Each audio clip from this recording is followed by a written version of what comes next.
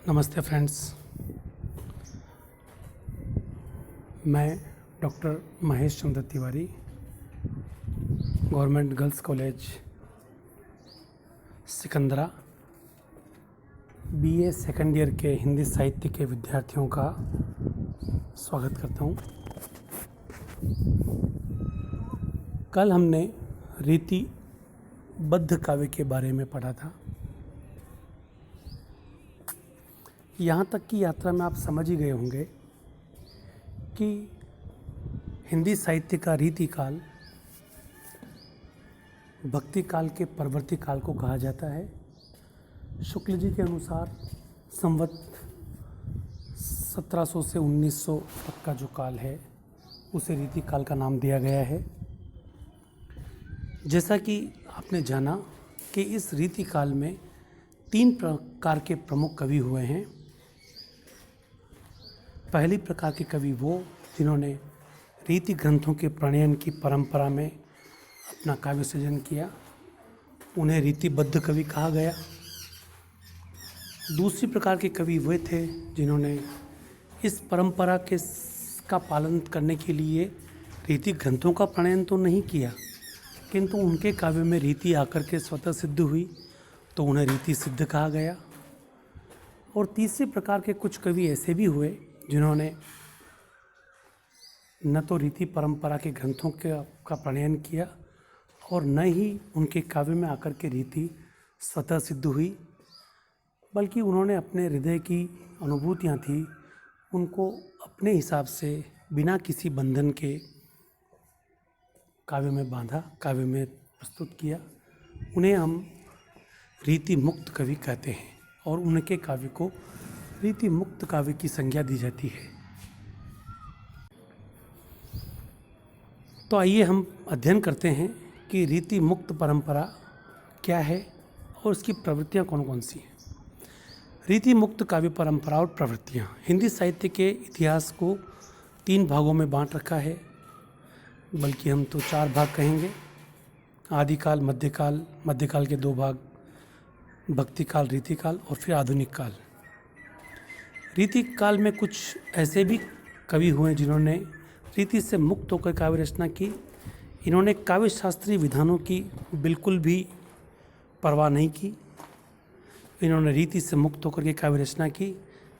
काव्य शास्त्रीय विधानों की तरफ ध्यान नहीं देने के कारण इनके काव्य को रीति मुक्त काव्य कहा गया। कुछ विद्वान इन्हें स्वच्छंद विचारधारा के कवि भी कहते हैं। रीति मुक्त कवियों की संख्या 50 के लगभग मानी जाती है।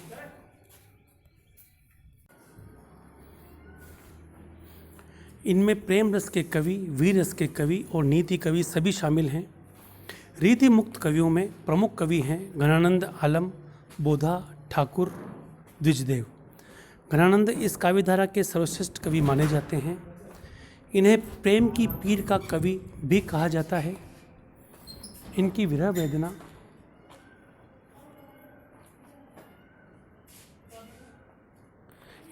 वेदना बेजोड़ है। उनकी प्रमुख रचनाएं हैं इश्क लता,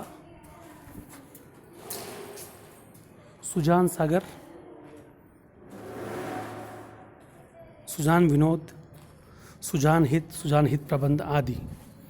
आलम भी प्रमुख रीति मुक्त कवि हैं। इनकी रचनाएं हैं आलम केली, माधवानल, कामकंदला। उनके काव्य में मधुरता की बहुलता है। ठाकुर की रचनाएं हैं ठाकुर ठसक, ठाकुर शतक। इनकी रचनाएं शाश्वत प्रेम की अभिव्यक्ति है।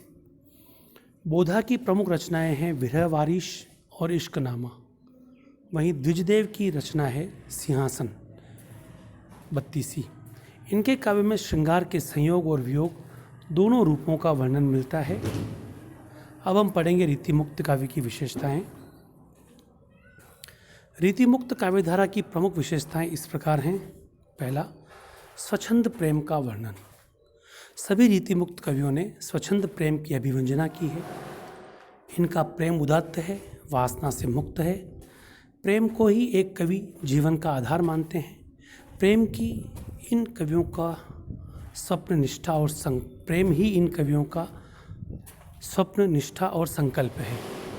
इन कवियों की विरह वेदना बेजोड़ है। यह कवि प्रेमी या प्रेमिका के प्राप्त न होने पर भी दोष नहीं देते, क्योंकि प्रेम इनके लिए साधन है, सत्य नहीं। ये तो प्रेम को ईश्वर का रूप स्वीकार करते हैं। संयोग तथा वियोग दोनों दशाओं में इन्होंने आदर्श प्रेम की अभिवंजना की है। धनंजय कहते हैं, अति सूधो स्नेह को मार्ग है, जहाँ नेक को सयानप बांक नहीं।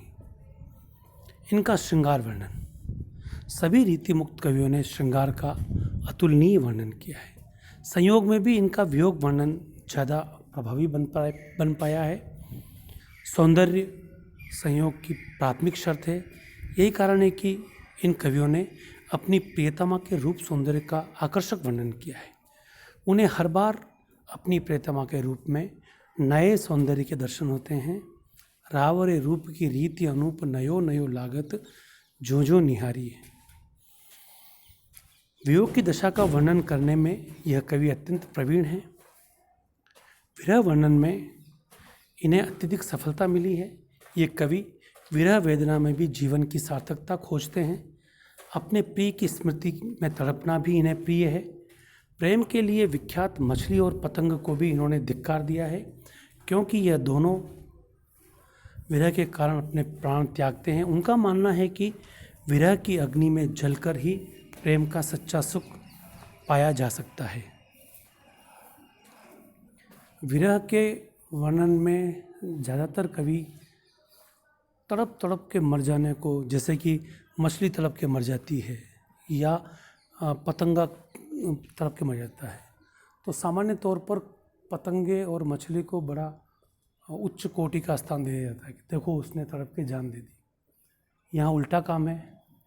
यहाँ पर इसको नितांत है बताया है, क्योंकि तड़प कर जान देना इनके लिए बहुत गलत सिद्ध हो रहा है, गलत तरह का लग रहा है।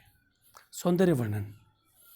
रीति मुक्त कवियों ने सौंदर्य वर्णन में अत्यधिक सफलता प्राप्त की है। इन कवियों ने नायक नायिका के रूप सौंदर्य का वर्णन किया है। उदाहरण के लिए रीति मुक्त काव्यधारा के सर्वश्रेष्ठ कवि घनानंद ने अपनी प्रेमिका सुजान के रूप सौंदर्य, सज्जा, वेशभूषा, हाव भाव, इनका जो वर्णन किया है वह बहुत ही आकर्षक बन पड़ा है। हर बार उन्हें अपने प्रिय के रूप में नए दर्शन होते हैं। रीति मुक्त कवियों ने यहाँ तक कि अपनी रचनाओं में भी राधा कृष्ण के रूप सौंदर्य का भी आकर्षक वर्णन किया है। वस्तुतः जहाँ कहीं भी इनको सौंदर्य वर्णन करने का मौका मिला है, इन्होंने जम करके सौंदर्य का वर्णन किया है। चौथी विशेषता, इनकी जो प्रेम पद्धति है उस पर सूफी और फारसी का प्रभाव है। रीति मुक्त कवियों पर सूफी तथा फारसी प्रेम पद्धतियों का प्रभाव स्पष्ट रूप से देखा जा सकता है। रीति मुक्त काव्य में कवि की वही विरह भावना देखने को मिलती है जो सूफी काव्य में विद्यमान है, लेकिन कभी सूफियों की दार्शनिक विचारधारा से प्रभावित भी नहीं हुए। अत्यधिक प्रभावित होकर काम किया हो ऐसा भी नहीं है। यही नहीं, रीति मुक्त कवियों पर फारसी काव्य का प्रभाव तो है ही, लेकिन केवल फारसी काव्य लिखा हो ऐसा नहीं है। इसका प्रभाव का प्रमुख कारण तो यह है कि तत्कालीन राजाओं की राजभाषा फारसी थी। घनानंद तथा आलम दोनों ही फारसी भाषा के अच्छे विद्वान थे। यही कारण है कि इन दोनों कवियों ने अपनी रचनाओं में फारसी के शब्दों का भरपूर प्रयोग किया है। इनकी कार्यशैली पर भी फारसी का प्रभाव देखा जा सकता है। प्रकृति वर्णन। हमने जाना था कि रीतिबद्ध कवियों ने भी प्रकृति का वर्णन कभी कभार किया, कभी किसी प्रेमिका के सौंदर्य वर्णन में कोई उपमा दे दी, कभी किसी रोते हुए वियोग के वर्णन की उपमा प्रकृति के बहते हुए पानी से दे दी।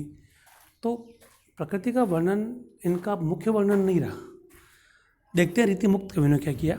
रीति मुक्त कवियों ने प्रकृति का चित्रण आलम्बन उद्दीपन दोनों रूपों में किया है। ये प्रकृति चित्रण नायक नायिका की मनोदशा के अनुरूप हुआ है।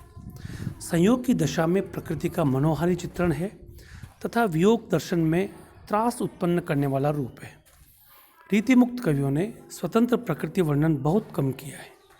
प्रकृति के विभिन्न अवयवों का वर्णन करने के लिए इन्होंने नायक नायिका की मनोदशा को देखा है। नायक व नायिकाओं की सुंदरता के लिए इन्होंने प्रकृति से अनेक उपमाएँ भी ली हैं। उद्दीपन के रूप में इनका प्रकृति वर्णन अधिक प्रभावशाली बन पड़ा है। भक्ति भावना। रीति मुक्त कवियों ने प्रेम के साथ साथ अपनी भक्ति भावना को भी अभिव्यक्त किया है। रीति मुक्त कवि उच्च कोटि के कवि तो माने ही जाते हैं, लेकिन भक्त उच्च कोटि के नहीं माने जाते। घनानंद सुजान से प्रेम करते थे, लेकिन आगे जाकर उनका सुजान प्रेम कृष्ण प्रेम में परिणत हो गया। उन्होंने अपने काव्य में श्री कृष्ण की लीलाओं का भी सुंदर वर्णन किया। इनकी भक्ति में दाम्पत्य भक्ति की प्रधानता है, कहीं कहीं वात्सल्य भाव भी प्रकट हो जाता है। दास्य भक्ति भी कहीं कहीं देखने को मिलती है। फिर भी भक्ति की भावना इन कवियों के काव्य में इतना अधिक विकास नहीं पा सकी जितनी सूर, तुलसी, कबीर, जायसी जैसे भक्त कवियों के, क्योंकि वो भक्ति काल था और उनके वर्णन में परमात्मा को प्राप्त करना उनका उद्देश्य था। यहाँ उद्देश्य अगर राधा कृष्ण का वर्णन भी किया जा रहा है तो उद्देश्य केवल ये है कि किसी नायक नायिका का वर्णन करने की इच्छा थी। सामाजिक सरोकार। अनेक आलोचक रीतिकालीन कवियों पर यह आरोप लगाते हैं कि उनका काव्य लोक काव्य से विमुख है। उनका मानना है कि रीतिकालीन काव्य केवल श्रृंगारिकता का काव्य है। ऐसा कहना रीतिकालीन कवियों का अपमान होगा। वस्तुतः रीतिकालीन काव्य में श्रृंगार के साथ साथ और भी अनेक काव्य प्रवृत्तियां मिलती हैं। इन कवियों ने सामाजिक दायित्व का सफलतापूर्वक निर्वाह भी किया है। विशेष रूप से रीति मुक्त कवियों ने रीतिबद्ध व रीति सिद्ध कवियों की भांति बढ़ा चढ़ाकर अपने वर्णन नहीं किए। एक सीमा में रहे वो, तो ये भी सीमा में रह करके इन्होंने तत्कालीन समाज, रीति रिवाज, मूल्यों, मान्यताओं आदि की सुंदर झलक अपने काव्य में दी है। कला। इन कवियों ने अपने काव्य में चमत्कार उत्पन्न करने के लिए छंदों, अलंकारों, बिंबों आदि का बड़ा सुंदर प्रयोग किया है। छंदों की दृष्टि से इन कवियों ने प्रायः दोहा, कवित्व, सवैया आदि का प्रयोग किया है।